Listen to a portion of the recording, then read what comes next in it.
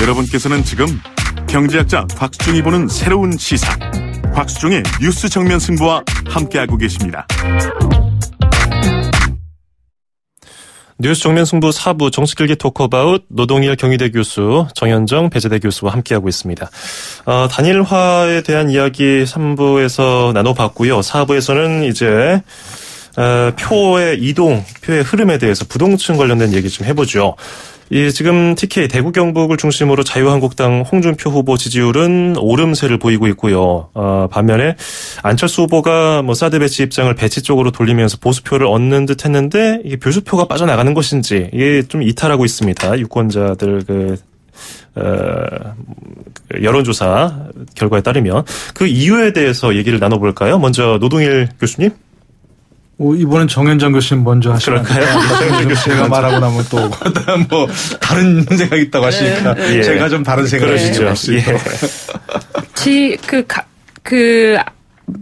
홍준표 후보 같은 경우에는 사실은 안보 문제를 중심으로 강한 메시지를 일련의 그 후보 토론회에서 전달했죠. 예.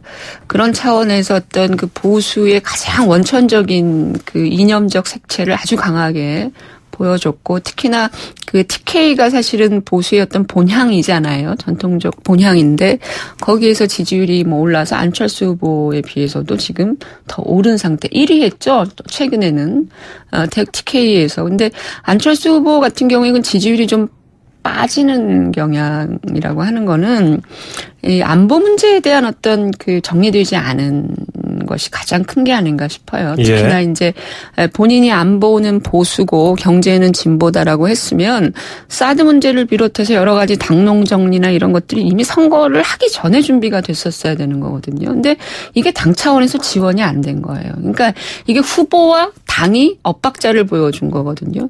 박지원 그 상임선대위원장과 정동영 선대위원장 이런 분들은 전부 다 굉장히 그 이른바 대북 관계에 대해서 다른 입장을 갖고 있는 진보적인 성향이었던 그런 지도부란 말이에요. 예. 그러니까 이게 서포트가 안 된 거죠. 후보는 그렇게 얘기를 했지만 당 차원에서 그런 그 색깔과 메시지를 뒷받침해 주지 못함으로 해서 그 부조화가 사실 유권자들, 특히 보수 유권자들한테 다 드러나게 된 거거든요. 그럼 저기는 뭐냐? 후보는 나와서 사드 찬성한다고 얘기를 하는데 당은 아직도 저렇고, 또 심지어 얼마 전에 박지원 그 상임 선대위원장은 본인이 평양 특사 하겠다. 그리고 초대 대사 평양 대사, 초대 대사 하겠다 그러고, 옆에 있던 그 누구예요? 한 의원. 유성엽 의원은 통일부 장관을 시키겠다. 이런 발언을 전북 그 유세장에서 했단 말이죠. 그 얘기는 결국은 이제 국가 대 국가로 이른바 이 통일을 전제로 하는 그 차원을 얘기를 하는 거라면, 이런 지금의 한반도 정세와는, 그리고 6차 핵실험을 앞두고 있는 북한의 어떤 그런 긴박한 이 안보적 위기 상황을 놓고 본다 그러면은 상당히 보수 유권자들 입장에서 이해가 안 되는 발언일 수가 있어요. 근데 그런 것들이 이제 엇박자로 계속 나오는 거죠. 그래서 제가 아까 말씀드렸잖아요. 당이 철저하게 후보 중심으로 움직여주지 않으면 선거에 이렇게 부정적으로 영향을 줄 수 있는 거예요. 지지율을 빠뜨릴 수 있는 요인이 될 수 있다라는 점에서 제가 볼 때는 안철수 후보의 지지율이 빠진 이유, 특히 보수 유권자들이 이른바 이 관망세로 다시 돌아서면서 부동층으로 빠진 이유는요. 제가 볼 땐 당의 책임이 크다. 국민의당 당의 책임이 크고 박지원 선대위원장의 책임이 크다. 특히나 이 대북 관계라든지 이런 문제들, 그러면서 이게 이제 지원이 안 되면서 이런 문제가 생겼다라고 보고 있죠. 전 정 교수님 말씀에 동의합니다. 동의하고요. 조금 더 보태면 그렇습니다. 그러니까 안철수 후보가 처음에 이제 경선 끝나고 나서 거의 여론조사에서 일부 여론조사에서는 문재인 후보를 능가하는 경우도 있었고, 완전 양강구도를 형성했을 때 그때 조금 스탠스를 잘못 취한 게 문제라고 생각합니다. 그때 마치 보수 중도 유권자들이 옮겨와서라는 이제 그런 쪽으로 되게 생각을 했지 않습니까? 그건 맞는데 조금 더 생각을 들여다보면 아까 우리 얘기했지만 반문, 비문, 표야말로 문재인 후보는 지지층도 많지만 안티세력도 굉장히 많다는, 그거에 우리가 여론조사에 늘 나왔지 않습니까? 그런 세력들이 사실은 여러 가지 다 얘기했지만 반기문, 황교안을 안희정을 옮겼다, 그리 옮겨간 것이거든요. 그럴 때 자기가 이 보수 표심을 잡기 위해서 사드 반대 뭐 하는 것을 갑자기 찬성으로 바꾸고 뭐 이런 식으로 자꾸 그 좀 스탠스를 바꾼 게 저는 결정적이라고 봅니다. 왜냐하면 그 사람들의 여망은 뭐냐면 누가 보수표냐가 문제가 아니고 누가 문재인을 이길 수 있느냐는 것이었거든요. 그것 때문에 사실은 안철수를 지지했고 안철수는 경선 과정에서 늘 얘기했던 게 뭡니까? 캐치프레이즈가 누가 문재인을 이길 수 있습니까? 아니었습니까? 그렇죠. 예. 그것을 계속 그런 스탠스를 견지해 나갔어야 되거든요. 그래서 아까 제가 이제 좀 전화인 정권개처럼 말씀만 드렸는데 그건 이제 문재인 측 얘기가 아니고 문재인 후보 측 얘기가 아니고 문재인 후보 측 계속 정권 교체를 얘기하고 있지 않습니까? 그러면 안철수 후보는 나도 내가 당선되는 것도 정권 교체지만 문재인 후보보다 더 나은 정권 교체가 된다. 이게 이런 쪽으로 메시지를 줬어야 되는데 갑자기 안보 쪽하고 뭐 이렇게 좀 보수 쪽으로 움직이는 그런 움직임을 보였단 말입니다. 그런데 홍표 후보가 뜨면서 홍준표가 조금 이른바 보수층이 다시 한번 조금 홍준표 후보로 결집하면서 그게 다 빠져버린 거죠. 많이 빠져버리는 거죠. 우리말 그 속담에 그런 게 있지 않습니까? 부자 망해도 3년 간다고요. 지금 자유한국당 의석이 93석입니다. 의원들이. 그리고 상당 부분 바른정당에 있는 사람들도 지금 그쪽을 기웃거리는 사람들이 상당히 많거든요. 마음속으로는. 그렇기 때문에 결국 홍준표 후보가 그 이른바 보수표, 좀 올드한 보수표를 결집시키면서 그쪽으로 다 갈 수밖에 없고 현재로서는 제가 보기에는 그리고 또 안철수 후보의 어떤 그 자신의 그 전략 미스. 지난 토론들 봐도 안철수 후보가 지금까지 캐치프레이즈가 옛날 좀 오래된 거지만 뭐였습니까? 새 정치 아니었습니까? 새로운 모습을 보여주지 못했거든요. 그러니까 거기서 뭔가 문재인 후보도 더 득점은 못했지만 잘 그래도 방언했다 하지만 안철수 후보는 굉장히 실점한 그런 부분이 많습니다. 그 잠깐만요. 조금만 더 그 추가로 말씀드리면 그건 좀 명확히 해야 될 것 같아요. 우리가 지금 TK에서 그 홍준표 후보가 굉장히 급반등하고 안철수 후보는 떨어지고 이거하고 전체 지지율에서 예를 들면 홍준표 후보가 그렇다고 해서 지지율이 확 올랐느냐 그건 아니라는 거죠. 여전히 홍준표 후보는 10% 그 중간도 아직 못 미치고 있는 상황이고 안철수 후보는 좀 이제 빠진 상태인데 그 빠진 것이 실제로 어디로 가 있냐라는 거예요. 어디로 안 갔어요. 그것이 예를 들어서 안철수 후보가 한 10% 정도 그 양강에서 형성하던 지지율이 빠졌다 그러면 그게 누군가에게로 갔었어야 되는 거 아니겠어요. 문재인 후보로 가든 누구한테로 가든지 간에 하다못해 보수표가 빠졌다 그러면은 홍준표 후보한테라도 가야 되는데 안 갔단 말이에요. 전체 지지율을 놓고 보면 다 관망하는 자세로 지금 빠져 있다라고 하는 점이 제가 볼 때는 안철수 후보가 실제로 지금 교수님 말씀하신 것처럼 뭐 개인적 요인도 있을 수 있을 거예요. 여러 가지로 왔다 갔다 하는. 근데 그 빠진 층들을 우리가 보면 대체로 보수 중도적인 경향을 갖고 있는 사람들이 많이 빠진 거예요. 그 사람들이 또 홍준표 후보 강한 이미지를 갖고 있는 홍준표 후보를 지지하지 않는 거죠. 그러니까 이 지지층들이 이른바 합리적 보수라고 하는 사람들이 실제로 무엇을 원하는가에 대한 메시지가 사실은 중요할 것 같고 그게 뭐 교수님 말씀하신 것처럼 더 나은 정권 교체인지 아니면 정말 안보만은 제대로 챙기는 그런 어떤 대통령으로서의 뭔가 굳건한 이미지를 보여주는 것인지 그거는 이제 안철수 후보가 선택을 해야 될 입장이 왔지만 그 부분이 지금 현실적인 문제점이라고 하는 점을 좀 보태서 말씀드릴 필요가 있을 것 같아요. 근데 안철수 후보 지금 뭐 보수 진보 전체에서 빠지고 있는 경향을 보이고 있고 심지어 호남에서도 지지율이 많이 예전보다 빠졌어요. 그래서 뭐 요즘에 호남에 다시 가서 올인을 하고 있는 모습 보이고 있는데 뭐 어제는 목포의 눈물도 목포에 가서 열창을 하고 춤도 추고 제2의 DJ가 되겠다 말했는데 그래도 호남은 안철수를 지지하지 않을까요? 이 부분 어떻게 보십니까? 현재로서는 뭐 여러 그 조사에서 보면 호남에서도 이제 문재인 후보의 지지율이 높게 나오고 있다고 하죠. 물론 이제 조사마다 다를 수 있습니다. 그 부분은. 그것이 결국 이제 우리가 늘 얘기했지만 호남에서 유권자들의 바람은 결국 정권 교체를 해주는 사람이 누구냐, 이길 수 있는 사람이 누구냐 이런 쪽을 좀 유심히 보고 있는 거라고 생각합니다.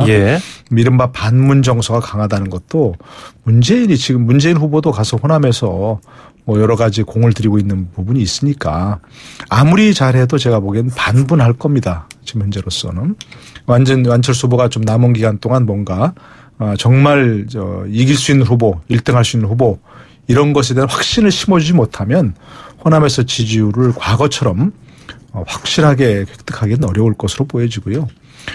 그게 이제 그 문재인 후보가 본인이 정말 전국에서 골고루 지지받을 수 있다. 이런 자신감을 내비치는 근거 중에 하나 바로 그런 부분이라고 볼 수 있거든요. 안철수 후보는 제가 보기에는 어쨌든 집토끼라고 하는 호남 유권자들을 순간적으로 좀 놓친 면이 있습니다. 사드 배치를 강국해야 된다든가 햇볕 정책에서 공과가 있다든가 하는 그런 여러 가지 조금 머뭇거리는 이 DJ 햇볕 정책 계승에 대해서 그런 부분에 좀 호남 유권자들을 좀 뜨악하게 한 그런 면이 있다고 보여지거든요.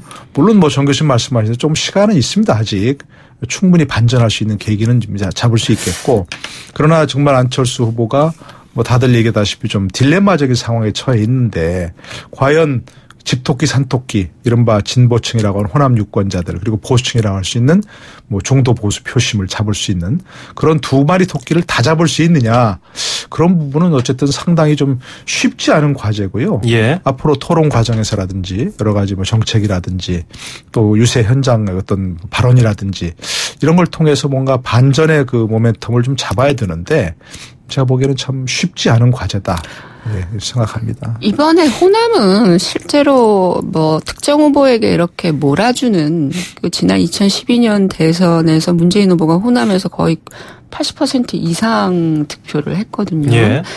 그런 식의 어떤 몰아주는 형태의 그런 결과가 나올 거라고 보지는 않아요. 그래서 안철수 후보와 문재인 후보 또 문재인 후보와 안철수 후보가 서로 박빙일 가능성은 이미 점쳐지고 있는 것 같아요. 지금 안철수 후보가 약간 지지율이 빠진다고 합니다만 그것도 어쨌든 상황적으로 또 바뀔 수도 있는 건데 그 지역에서 제가 한 2주 전에 그 양강구도 형성했을 때에 그 광주 지역에 이제 그 TV 토론이 있어서 갔습니다만 그 지역에 이제 언론인들이 보는 관점이 정확히 5대5다라는 얘기를 했어요. 예. 그러니까 결과적으로는 두 사람에게 지금 호남의 표심은 나뉘어져 있는 구도 정도가 현실일 것 같고요. 제가 볼 때는 안철수 후보가 공을 들이고 집토끼 챙기고 이런 추가적인 노력도 필요하지만 막판에 가서 저는 호남의 투표장에 누가 나오냐가 중요할 것 같아요. 아시다시피 그 광주 호남 지역에는 60대 이상의 반문 정서가 상당히 뿌리가 깊어요. 그거는 문재인 후보도 부정할 수 없는 것이거든요. 예. 그랬을 때 그런 어떤 노년층의 지지를 상당수 받고 있는 안철수 후보 그리고 젊은 청장년층의 지지를 받고 있는 문재인 후보 이것도 광주 호남에서 그대로 드러나고 있는 것이거든요. 그렇다면 투표장에 누가 더 많이 나오느냐의 문제일 거예요. 이게 사실은 적극적인 투표층으로부터 특히 광주 호남 지역에 있는 그 유권자들에게 지지를 누가 더 많이 받느냐로 우리가 가늠해 보는 것이 현재로서는 좀 더 타당한 그런 예측이 아니겠느냐라고 보여지고요. 예. 막판까지 저는 혼전세라고 봅니다. 예. 광주 호남은. 자, 여론조사상 이제 안철수 후보 지지 하락에 있어서 TV 토론이 영향을 미쳤냐. 이 부분에 대해서도 많은 갑론을박이 있지 않습니까? TV 토론 이제 3번이 남았는데 오늘 포함해서요. 반전 카드를 내보내야 될 텐데 어떻게 보세요? 안철수 후보의 캐치프레이즈, 트레이드마크, 정말 새정치고요. 미래 아니겠습니까? 지금 그 여러 가지, 나오는 구호 중에 하나가 미래에 가장 적합한 후보고 저는 그런 강점을 살려서 본인의 지금까지 이력을 얘기하고 예. 그리고 앞으로도 이렇게 할 수 있다 이렇게 얘기했으면 굉장히 좋은 호응을 받았을 것 같아요. 정책을 얘기하고. 그런데 지난번 토론에서도 봤지만 우리가 계속 본인의 어떤 그 네거티브 본인을 향해서 내어지는 그런 걸 자료를 가지고 와서 준비를 해서 더구나 그냥 얘기한 것도 아니고 그것이 맞습니까? 틀립니까? 그렇게 어떻게 생각합니까? 계속 그거를 집요하게 물고 늘어졌어요. 그런 것들은 오히려 그 캠프에 굉장히 큰 실책이라고 봅니다. 왜냐하면 그냥 다른 사람의 질문에 대한 대답도 아니고 예. 본인이 그냥 불쑥 얘기한 것도 아니고 그때 자료를 준비해 와서 이렇게 얘기했지 않습니까? 그럼 오히려 다른 사람이 제기해서 다른 후보가 제기했어도 본인이 피해야 할 일이거든요. 그런 얘기를 합니까? 지금 과거로 돌아가자는 얘기입니까? 하고 해서 본인의 강점을 살리는 미래형 그런 어떤 얘기를 이끌어 갔어야 되는데 그러니까 프레임을 갖추는 오히려 자신의 그런 네거티브 프레임이 자신이 갇혀버리는 그런 상황을 연출해 버렸거든요. 예. 저는 그건 뭐 안철수 본인의 얘기가 아니고 상당히 캠프의 실책이라고 봅니다. 뭐 흔히 제가 얘기하지만 그런 게 있습니다. 과거 뭐 그런 얘기 했었다는 겁니까? 미국에서 어떤 햄버거 회사에 향해서 그 회사 햄버거에는 좀 지렁이 고기가 들었습니다라는 루머가 돌았다는 거예요. 그러니까 해명을 할 때 우리 회사 햄버거는 지렁이 고기가 들지 않았습니다. 이렇게 해명을 하면 계속 그 지렁이 고기라는 그게 이슈가 되거든요. 예. 그러니까 해명을 할 때 그렇게 하면 안 되고 우리 그 회사 햄버거는 순쇠고기만 씁니다. 이렇게 얘기해야 되는데 예. 그걸 반전시키지 못하고 오히려 자기가 그런 스스로 네거티브 프레임에 갇혀버리는 그런 걸 보였어요. 예. 이전에도 뭐 2차 두 번째 토론에서 상당히 인상적이었던 것 같은데 표정도 덜 굳었고 유연하게 이렇게 대처했는데 하여튼 토론에서 지금까지 전체 통평을 보면 안철수 후보는 상당히 좀 감점 요인이 좀 있었던 것 같아요. 오늘부터 이제 토론이 새로 있으니까 그런 점을 좀 유의해서 본인의 강점을 살려나가는 걸 해야죠. 미래에 대해서 누가 더 적합하냐 하는 걸 본인이 얘기한 것처럼 예. 그런 쪽으로 자꾸 해나가야지 과거 뭐 무슨 얘기를 했더라도 무슨 얘기를 들었더라도 그런 걸 가지고 뭐 깁니까 아닙니까 하고 확인해가는 그런 자세는 아니고요. 여론조사에 저는 그런 부분들도 상당히 반영됐다고 봅니다. 예. 정 교수님. 예. 문재인 후보 얘기 좀 할까요? 예. 그러니까 좀 다른 후보들도 이제 문재인 예. 후보는 이제 방어를 오늘 또 많이 해야 될 그렇죠. 거고 역시나. 심상정 후보 제일 선방하고 있는 후보들 빼고 예. 뭐 사실은 안철수 후보가 사실 TV 토론 너무 점수가 나쁘니까 실망하는 유권자들이 너무 많은 것도 사실인 것 같아요, 보면. 근데 문재인 후보는 뭐 평가를 보면 대체로 선방하고 있다. 근데 저는 문재인 후보 TV 토론 나와서 말씀하신 것 중에 딱 두 가지 단어 문장만 기억나요. 예. 그러니까 아닙니다. 그리고 그만하시죠. 이 두 가지밖에는 기억이 잘 안 나거든요. 그러니까 방어하는 차원이라고 말씀하셨는데 그래도 대세 후보인데 방어만 하지 말고 사실 적극적 공세를 해야 되는 상황이 아니겠어요. 그리고 홍준표 후보 같은 분은 실제로 문재인 후보 입장에서는 사실무근의 얘기를 그렇게 공공하게 한다라고 하면 오히려 팩트에 입각해서 특히 우리가 누구죠? 송민순 장관 문제도 그렇고요. 이런 것들에 대한 팩트를 명확히 갖고 오히려 역공세를 하는 이런 적극적인 대세 후보를 좀 보고 싶은 것도 사실이에요. 근데 예.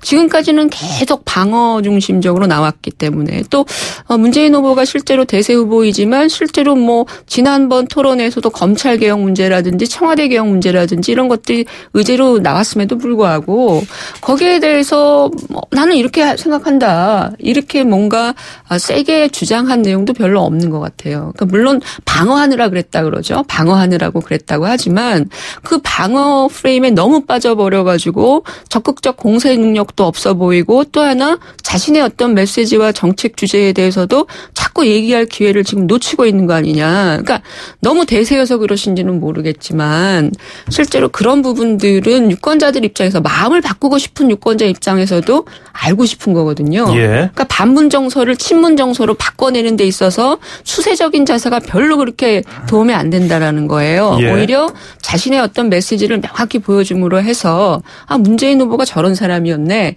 저런 생각을 갖고 있는 사람이네. 이런 방식으로 이제는 좀 분위기 전환을 해야 될 때가 온 게 아니냐. 예. 그래서 오늘도 그런 식의 수세적인 능력을 보여주실지는 저는 좀 지켜봐야 될 것 같습니다. 예. 자, 노 교수님, 홍준표 후보는 어떻게 갈까요? 지금 또 말 안 하고 이렇게 고개도 안 쳐다보고 그럴까요? 계속해서? 오늘은 무슨 원탁 토론이니까 그럴 수 없겠죠.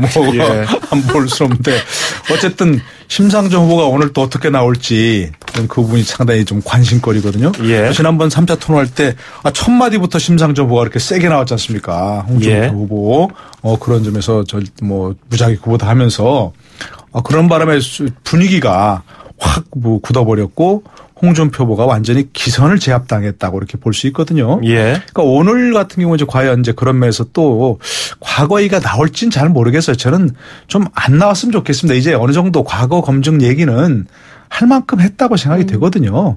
그러니까 오늘은 조금 미래지향적인 그런 부분에 있어서 논쟁이 좀 됐으면 좋겠습니다. 그러면서 홍준표 후보도 본인이 갖고 있는 안보관, 뭐 정말 대북관 이런 거에서 다른 사람을 무슨 뭐 종북 좌파 이런 식으로 이렇게 딱지를 붙이지 말고 본인이 어떤 차별성을 가지고 대북 정책을 펴겠는가. 이 위기 뭐 외교 안보 위기라고 자꾸 얘기하는데 예. 본인이 스트롱맨이라고만 얘기하면서 뭘 하겠다는 얘기는 안 하고 있거든요. 그러니까 못하고 있는 상황일 수도 있겠고요.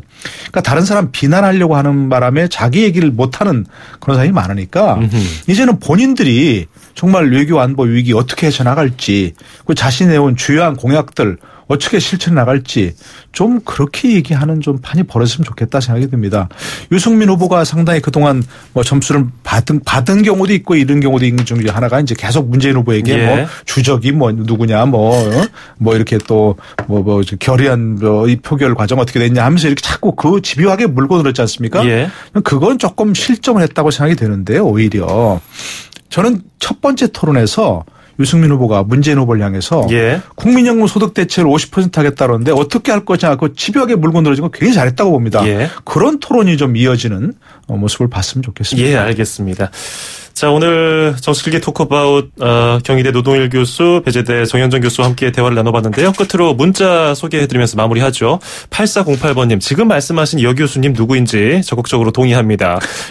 그리고 8719번님, 노동일 교수님 말씀대로 안철수 후보는 한국당과 단일화하면 지지 철회할 표심 많습니다. 국정농단 청산명분이 사라지는 건 인정할 수 없습니다. 그리고 0488번님, 선거는 이기기 위한 건 맞습니다. 하지만 정체성과 명분을 잃는다면 다음은 없습니다. 이렇게 보내주셨네요. 자, 지금까지 경희대 노동일 교수, 배재대 정현종 교수와 함께했습니다. 고맙습니다. 네, 고맙습니다. 감사합니다.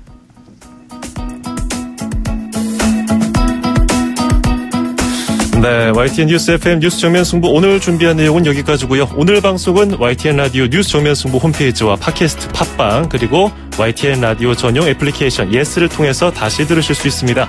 인터뷰는 홈페이지와 포털 사이트를 통해서 다시 확인이 가능하고요. 잠시 뒤 8시 10분부터는 2017 대통령 후보 초청 4차 TV 토론회가 YTN 텔레비전과 라디오로 생중계되니까요. 청취자 여러분의 많은 관심과 애청 부탁드리겠습니다. 지금까지 프로듀서 이은지, 작가 홍기희, 김은진, 기술감독 신동혜, 김승희, 진행의 아나운서 장원석이었습니다. 고맙습니다.